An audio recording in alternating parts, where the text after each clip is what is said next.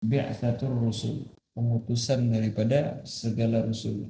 Sebelumnya kita telah membahas daripada bagian pertama daripada ilmu aqidah, yaitu adalah ilahiyat. Sekarang kita mau menerangkan daripada bagian kedua daripada aqidah, yaitu adalah an-nubuwat, yang mana an-nubuwat ataupun bi'tsatur rusul ini, pengutusan daripada para rasul tersebut, itu ya tarattab alal iman billahi subhanahu wa ta'ala. Setelah kita mengimani daripada Allah subhanahu wa ta'ala, maka wajib kita mengimani daripada para rasul yang telah diutus oleh Allah subhanahu wa ta'ala, yang mana tugas mereka yaitulah memberikan daripada kabar gembira bagi orang-orang yang taat kepada Allah subhanahu wa ta'ala, dan kabar ancaman daripada orang-orang yang bermaksiat kepada Allah subhanahu wa ta'ala, dan menjelaskan daripada bagaimana agar dunia dan akhirat mereka menjadi baik. Yajibu ala kulli muslimin ay yu'mina bi anna Allah ta'ala qad arsala rusulan. Wajib atas setiap muslim bahwasanya dia mengimani sesungguhnya Allah Subhanahu wa taala telah mengutus daripada beberapa rasul, astafahum min bani Adam, yang mana Allah Subhanahu wa taala pilih rasul tersebut daripada Bani Adam, wa arsalahum ilan nas, dan mengutus mereka kepada manusia. Untuk apa? Mubasysyirin wa mundzirin, memberikan kabar gembira, yaitu Allah Subhanahu wa taala telah menyiapkan bagi orang-orang yang taat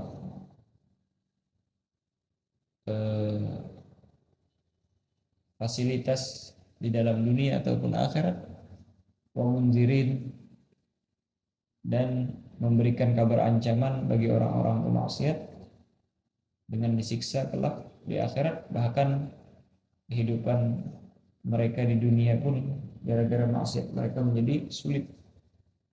Wa mubayyinina lahum, mubasyirina lahum, wa mundzirina lahum, wa mubayyinina lahum, dan menjelaskan kepada mereka jelas ya ma fihi salahuhum fi ma'ashihim wa ma'adihim, dan mereka menjelaskan bagi mereka apa saja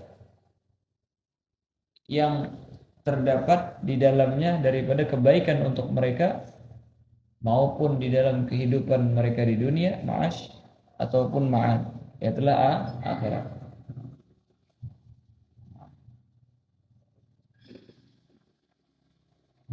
Dan bi'tsatur rusul tersebut disebutkan oleh Allah Subhanahu wa taala daripada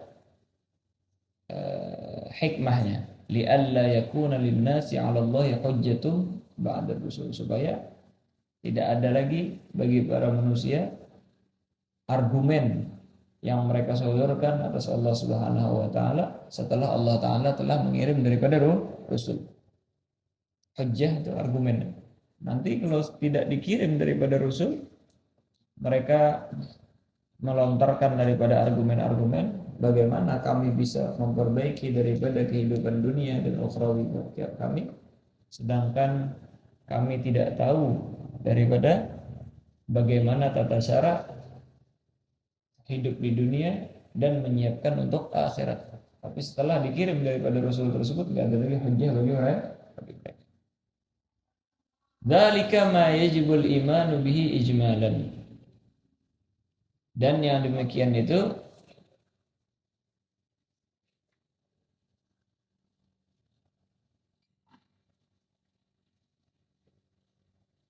rusul kan di sini jamaah, berarti banyak.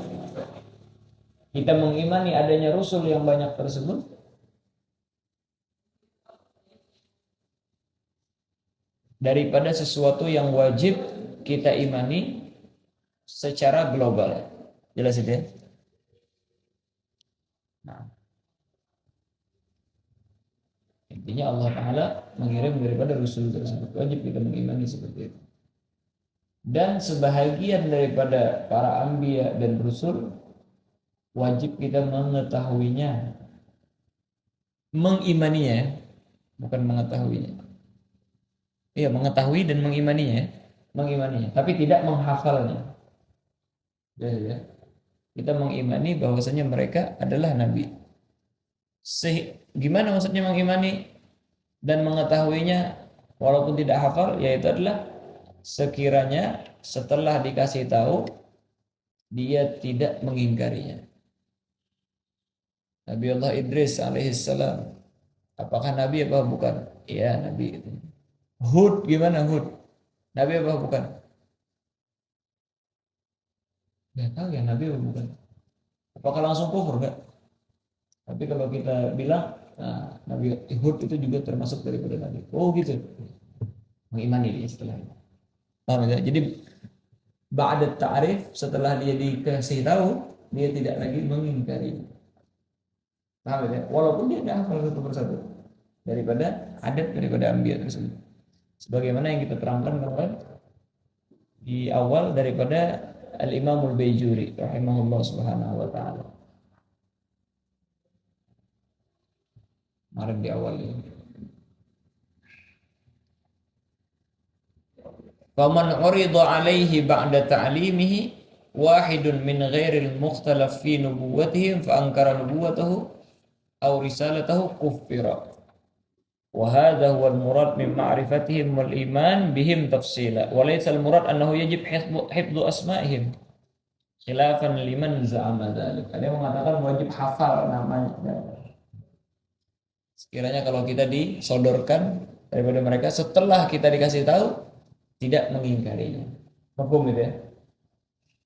Wa hum khamsun wa ishruna nabiyyan, dan mereka itu ada 25 nabi. Man ankara wahidan minhum faqad kafara. Siapa saja yang mengingkari salah satu daripada mereka, maka orang tersebut telah keluar daripada agama Islam. Mengingkari ya, tanpa mengingkari nggak jadi masalah. Nah, setelah ditarif masih mengingkari, nah kita itulah dihukumkan dia telah keluar daripada agama Islam. Siapa saja? Nah ini nih yang harus kita i'tiqadkan bahwasanya mereka nabi. Jangan sampai kita ingkari walaupun tidak hafal.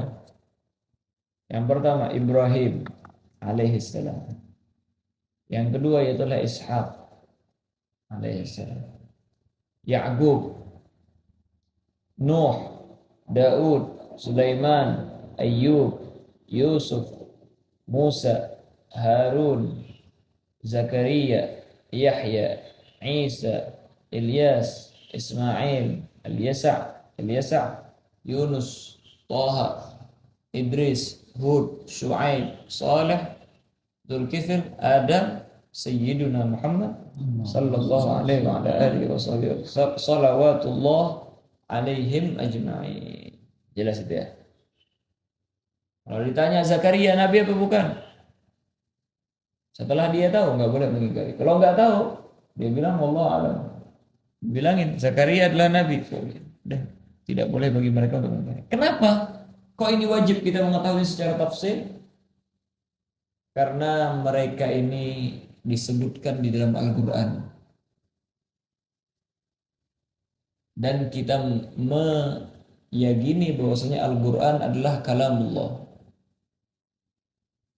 Orang yang mengingkari daripada ini, maka dia seakan-akan mengingkari daripada Al-Quran.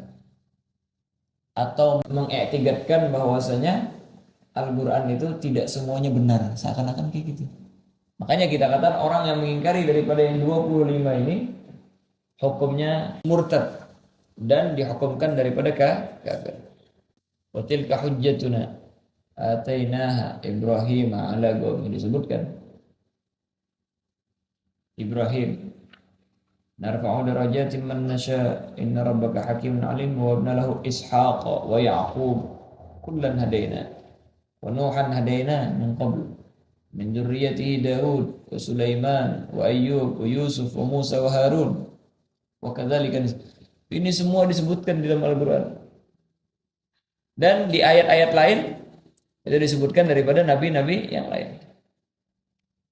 Ketika seseorang mengingkari yang 25 ini, sedangkan mereka disebutkan secara terperinci dalam Al-Quran, dia mengingkarinya, maka dia telah mengingkari Al-Quran. Makanya kita katakan, orang yang mengingkari Al-Quran dihukumkan dia murtad dan kafir. Itu alasannya. Jadi wajib bagi orang mukmin beriman bahwasanya Allah SWT telah mengutus daripada Rasul.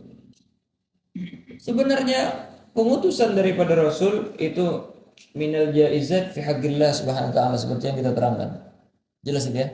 Tetapi karena ada warid daripada nas syar'i Allah Ta'ala mengutus mereka, maka wajib syar'an kita mengimani mereka. Terus kenapa sih Allah Subhanahu wa Ta'ala hikmahnya mengirim daripada Rasul? Karena manusia dan makhluk itu sangat memerlukan daripada Rasul tersebut. Karena para Rasul mereka diutus itu tidak cuma memperbaiki daripada aspek ukhrawi mereka, tetapi juga aspek duniawi mereka. Kita kalau seandainya di dalam perkara duniawi kita tidak ada yang mengarahkan, tidak ada yang mengajarkan, niscaya kacau daripada umur duniawi kita. Jelas itu ya. Kita memerlukan daripada orang yang mengarahkan kita untuk umur dunia. Wa kaifa bil ukhrawi, bagaimana dengan ukhrawi? Jelas itu ya. Dan sedangkan kehidupan yang sesungguhnya ya telah akhir. Bentar banget di dunia ini. Bentar banget. Selesai mondok pesantren misalnya, selesai sekolah berapa? Umur 30 tahun. Umur 60, 30 tahun sisanya. Itu pun belum tentu langsung enak kehidupannya. Kalau cuma mengandalkan kenikmatan hidup di dunia, bentar banget. Merintis 10 tahun, 20 tahun. Itu pun kalau sehat dalam 20 tahun, belum lagi sakitnya. Makanya kaget ya. Bagi orang-orang yang sudah tamatta' bid dunya, entarra bid dunya, kaget mau meninggal. Baru mana dari kamu? Apalagi yang sudah diberikan kenikmatan di dalam dunia berlebihan deh, sehingga lupa ukhrawi. Oh, enaknya gitu. Beratnya minta ampun deh. Yang dihadapin azab ini dan sebagainya karena dia meninggalkan daripada apa yang diperintahkan oleh Allah SWT. Makanya kita memerlukan daripada Rasul untuk mengarahkan daripada urusan duniawi kita agar itu semua menjadi investasi buat akhirat kita yang selamanya itu. Karena fase duniawi ini adalah fase yang paling krusial lah istilahnya itu. Paling berharga, paling menentukan. Dan itu sangat sebentar penentuannya. Bagaimana katanya? Yang sebentar kok dijadikan penentuan? Oh iya, memang. Di dunia pun sesuatu yang sebentar yang menentukan, bukan sesuatu yang lama. Kita ini hidup lama gitu. Dari alam arwah pindah ke alam rahim, pindah terus di dunia, bentar di dunia. Pindah ke akhirat yang lama sekali. Tapi yang menjadi penentu itulah duniawi ini. Kalau yang menjadi penentu ini kita nggak mempunyai arahan, habis sudah. Jelas itu ya. Gimana contohnya? Kayak kita hidup di dunia ini. Ada masa bayi kita, masa balita kita. Habis itu apa? Sekolah. Di sekolah ngelamar pekerjaan. Habis itu baru kerja. Jelas itu ya. Dari fase semuanya, yang mana yang paling bahaya? Dari fase semua, yang mana yang paling berharga? Waktu ngelamar pekerjaan itu yang paling bahaya. Waktu sekolah ya amannya, santai. Orang nggak tahu betapa berharganya sekolah itu. Belajar benar-benar kecuali ketika ngelamar pekerjaan, dan bagaimana dia menyimpulkan daripada ilmu yang dia pelajari selama bertahun-tahun itu. Jelas itu. Fase paling menegangkan itu. Kuliah berapa puluh tahun gitu. Selesai kuliah, melamar pekerjaan. Apa kuliahnya dokter? Tes gitu. Padahal waktunya sebentar pengetesan itu.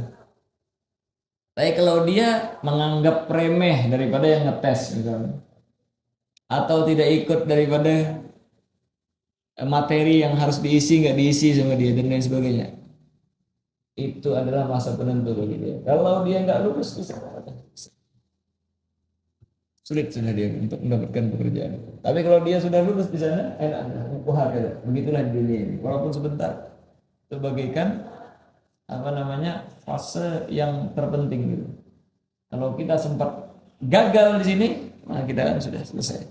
Dan bahkan ini lebih mengerikan lagi karena orang yang gagal di dalam melamar pekerjaan dia bisa mengulang lagi di tempat yang lain. Jelas itu ya. Tapi kalau dia apa namanya eh kalau yang akhirat ini nggak bisa mengulang lagi sih. Jelas itu ya. Ah, kata. Ibaratnya kita hidup ini semuanya adalah masa sekolah kita untuk memperbaiki daripada pengetesan terakhir ya adalah akhir ajal kita. Setelah itu baru, dan ini nggak bisa diulang lagi ini. Masa apa namanya pengetesan ini nggak bisa diulang lagi. Kalau kita sekolahnya nggak benar, gimana mau lulus di sini? Nah, itu cuma percontohan walillahil mathalul a'la. An-nas hajatun nas ila rusul.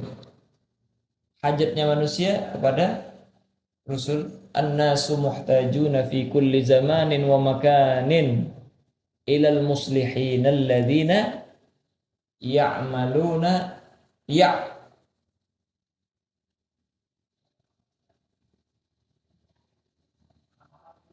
alladzina ya'maluna ala ma fihi sa'adatul jamaah wal afrad.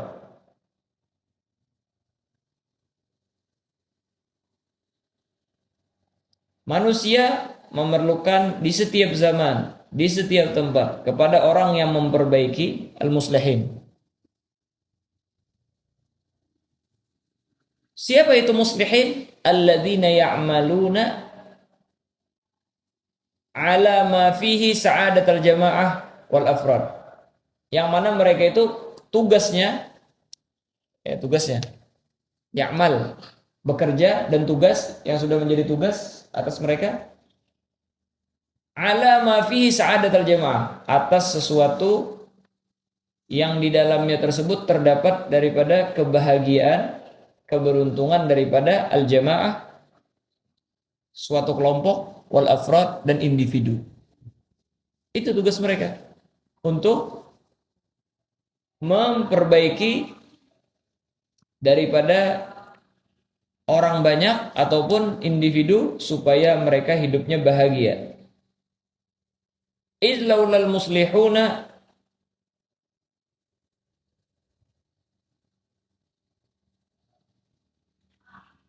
ladhallan nasu fi jahlihim ya'mahun.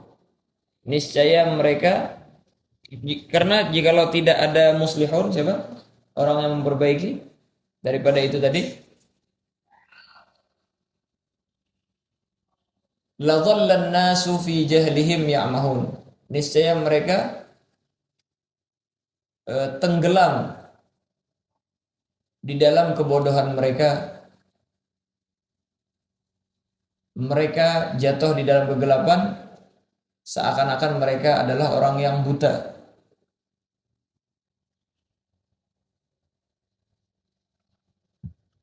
La yufarriguna bainar rusdi wal ghai. Tidak bisa membedakan yang mana yang rusyd, yang bagus, wal ghai, dan sesuatu yang sesat. Yang mana yang benar, yang mana yang sesat.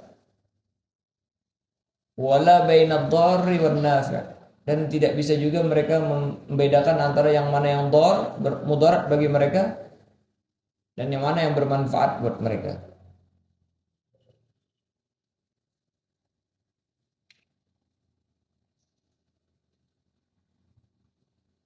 Coba kita lihat dari sudut pandang pernikahan aja. Wat'uz zina dengan wat'un nikah, apa perbedaannya? Ya, ya. Secara zahir tidak ada perbedaan. Tetapi agama mengutus daripada Rasul untuk membedakan yang mana yang bagus, yang mana yang tidak. Yaitu adalah diadakan akad pernikahan sehingga perempuan tersebut tidak boleh lagi melakukan hal-hal yang berkaitan daripada watak dan lain sebagainya kepada orang selain daripada suaminya. Jelas saja. Supaya apa? Li'alla yakhtalital ansab. Supaya jangan tercampur baur daripada nasab. Kita bingung nanti siapa bapaknya dan lain sebagainya. Setelah itu kalau seandainya terjadi perceraian, diadakan iddah dan lain sebagainya. Tanpa Rasul nggak tahu kita. Yang mana ini apa namanya? Mencegah daripada penyakit, mencegah daripada ikhtilatul ansab dan lain sebagainya. Dari mana kita tahu? Kalau bukan mereka ini, para Rasul al-muslih lidzalik. Jelas itu ya. Ammal umamul lati hurimat minal muslihin, adapun ummah-ummah atau umat-umat yang diharamkan, yang dicegah daripada, yang tidak diberikan daripada muslihin, orang yang memperbaiki kepada mereka, walam yugayyat laha mayyurshiduha minal mufakkirin, walam yugayyat ay walam yuhayya, tidak disiapkan bagi mereka man yurshiduha, orang-orang yang membimbing mereka, minal mufakkirin, daripada orang-orang yang berfikir, fa innaha takunu, maka orang tersebut takunu munhattatun fi kulli syai', dia bakalan apa namanya,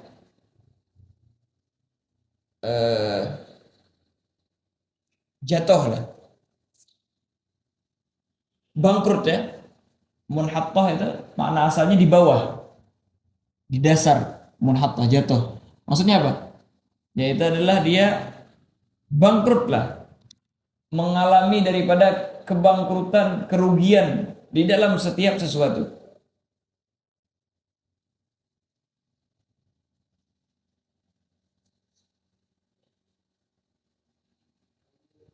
Di dalam fase terendah ya, di dalam fase terendah di dalam setiap sesuatu, mau apapun itu, segi ekonominya dia di fase terendah, segi agamanya di fase terendah dan lain sebagainya. Farugiyul umami, maka fase agar seseorang naik martabatnya, rugi naiknya seseorang, naiknya daripada ummah menjadi orang berpendidikan, ahli ibadah, orang yang sukses dan lain sebagainya. Wanhitatuha, dan rendahnya seseorang atau dia mendapatkan posisi terendah, fase terendah, rendahannya daripada umam, manutani biwujudil muslihin, itu sangat berkaitan dua-duanya tersebut dengan adanya orang yang memperbaiki, wa adamihim, memperbaiki mereka, dan orang yang dengan ketiadaan orang yang memperbaiki mereka, bila niza, dengan tanpa niza. Inilah daripada hajat nas ila Rasul secara agli ya. Kalau tadi kan secara nas syar'i memang sudah ada Wa tilka hujjatuna ila akhir ayah li'alla yakuna lin-nasi 'ala Allah hujjah ila akhir ayah. Itu dalil daripada nas syar'i as-sam'i. Kalau aglinya ini, yaitulah hajatun nas ila rusul, mereka sangat memerlukan daripada itu supaya mereka di fase tertinggi, ataupun kalau tidak ada mereka, mereka menjadi orang yang rendahan di fase terendah. Ketika kita mengetahui bahwasanya wajib mengimani daripada Rasul dan bahwasanya Allah Ta'ala mengutus daripada Rasul jawazan, tapi wajiban syara'an, karena memang ada, maka kita harus mengetahui kriteria-kriteria daripada para Rasul. Ada kriteria wajib, ada yang mustahil, dan ada yang jaiz juga. Yajibu fi haqqir rusuli alaihi wassalatu wassalam, wajib fi haqqir rusul alaihi wassalatu wassalam, yang pertama adalah amanah. Apa amanah? Yaitu adalah dia menunaikan daripada hak secara zahir ataupun batin. Itu amanah. Orang yang amanah. Orang amanah itu dia menunaikan hak secara zahir dan batin. Tidak ada perbedaan bagi dia antara melakukan yang nampak dengan kasat manusia, kasat mata manusia, ataupun yang tidak kelihatan daripada mereka. Dia orang amanah ini.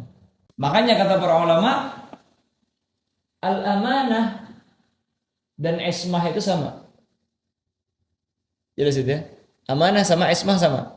Kan wajib bagi Rasul al-amanah. Dia menunaikan hak yang semestinya maupun secara zahir atau batin. Berarti apa? Mustahil bagi mereka tidak menunaikan hak secara zahir atau batin. Berarti apa? Mereka itu ma'sum. Al-ismah. Jelas itu ya?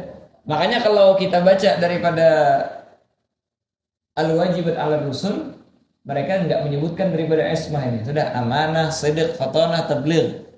4 itu ya. Di sini 5, seakan-akan ada tambahan, enggak. Al-amanah tastalzimul ismah. Jelas itu ya? Wajib bagi mereka amanah. Berarti apa? Mereka maksum. Tidak bakalan melakukan daripada pengkhianatan, melakukan sesuatu yang haram, maupun secara zahir ataupun batin, maupun secara rohani mereka ataupun secara panca indera mereka, mau di tengah orang ataupun ketika kesendirian mereka. Jelas itu ya? Terus lagi as-sidq, jujur lagi orang, nggak berbohong mereka. Al-fatanah, harus cerdas juga. Gimana dia yuslih daripada ma'asnya seseorang atau ma'atnya seseorang kalau seandainya mereka ghairul fatinin, bukan orang yang cerdas. Makanya wajib mereka harus fatanah. Terus yang terakhir yaitu adalah tablighu ma umiru bitablighihi. Mereka menyampaikan daripada sesuatu yang diperintahkan untuk disampaikan. Kalau enggak diperintah untuk menyampaikan, enggak wajib bagi mereka menyampaikan. Coba kita lihat susunannya apa? Al-amanah, was-sidq, al-fatanah, tabligh. Beginilah sifat pemimpin. Pertama kali yaitulah amanahnya dulu. Yaitu adalah dia mau sendiri, mau orang banyak, enggak ada perbedaan bagi dia. Dia tidak mau melanggar daripada suatu hak. Jelas itu. Itu jujur. Baru kecerdasan. Baru nyampaikan. Permasalahan orang sekarang, orang mengedepankan kecerdasan dulu. Baru amanah sama saudara. Cerdas, bagus penyampaiannya.